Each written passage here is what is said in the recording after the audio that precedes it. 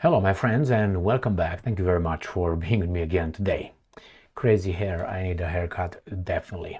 So what's going on here? We got four subjects. One, mass deportations in United States of America. All illegal people. That means people who trespassed illegally on someone else's property, which is coming from outside in the United States of America. And we have these guys are calling him Trump's border czar. Why?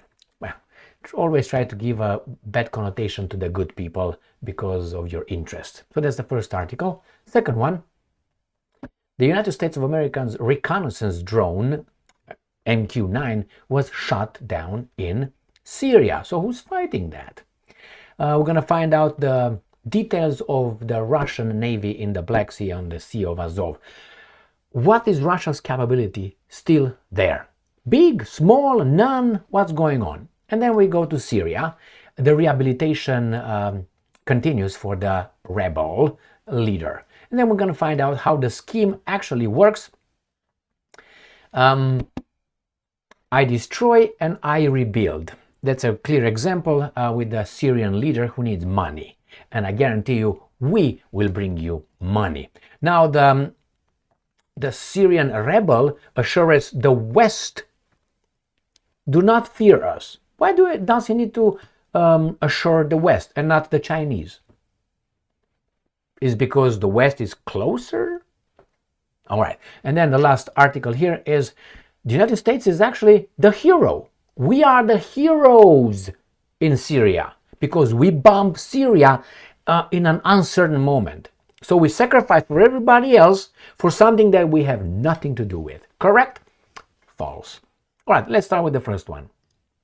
This comes from The Independent. Trump czar's border czar reveals which city is first for mass deportation. And he's like, that's exactly the mouth. All right, so which one would be? Ram pam pam. I think it's going to be Chicago. What do you think? All right. So his plans for mass deportation or risk prosecution. In remarks to a group of Chicago Republicans on Monday night, Tom Homan said the city and the state of Illinois are, and I'm quoting, in trouble because, and I'm quoting, your mayor sucks and your governor sucks. Well, I want you to go and see who's the governor. I know who that is and who's the mayor. The governor is Mr. Pritzke Praska Preska. He's from the club, tribe, whatever you want to call it. And this guy is an African-American, good standing. All right. Trump's pledges to arrest, detain, and deport people living in a country without legal permission.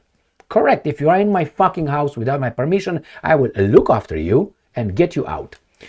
As part of his day one agenda, we'll see about that. I think it's going to be dead at arrival. Would deploy federal, state, and local law enforcement into immigrant communities across the country. No, not immigrant communities. I'm an immigrant. He's not going to send it to my community. He's going to send it to illegal immigrant communities, not to me. Starting in the Windy City, according to Homan. We're going to start right here in Chicago. End quote, he said.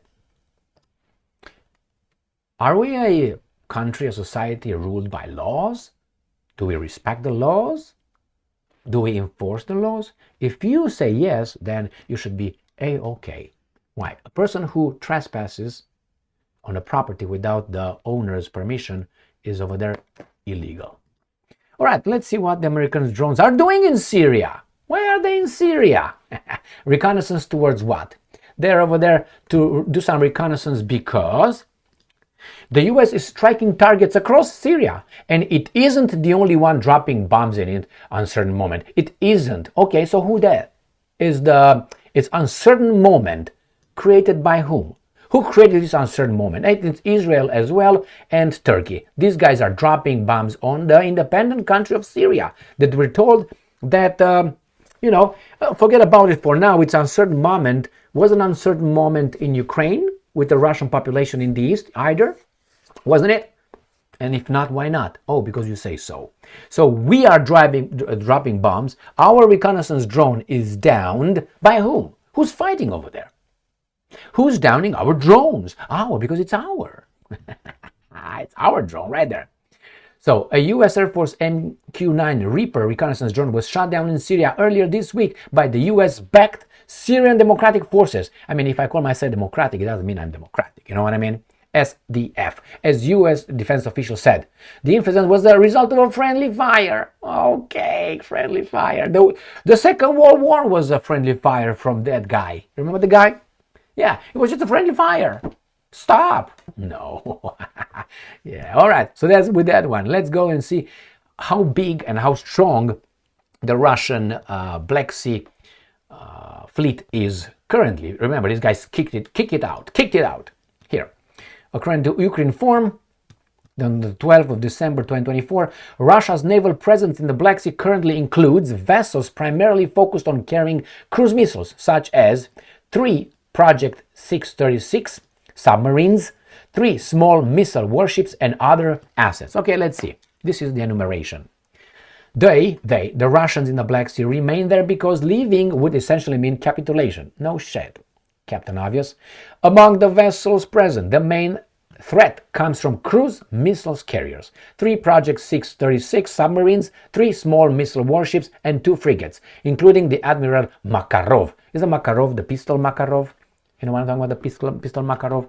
All right. The ships can carry up to 8 launchers, while the submarines can hold up to 4. These represent the primary danger to us, Pletenchuk explained. Thank you very much. He noted that these assets in the Azov Black Sea region have a notable limitation. They lack universal launch systems. In other words, besides Kalibr missiles, they cannot launch anything else. Unlike, for instance, a newly built frigate that Russia recently completed for India. That vessel features more advanced universal launch systems capable of deploying Onyx and Zircon missiles. Okay, so we know how much these guys have in there.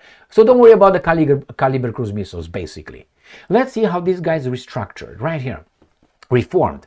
According to the Telegraph, he's going to be all positive to this rebel leader. West should not fear us. What about China?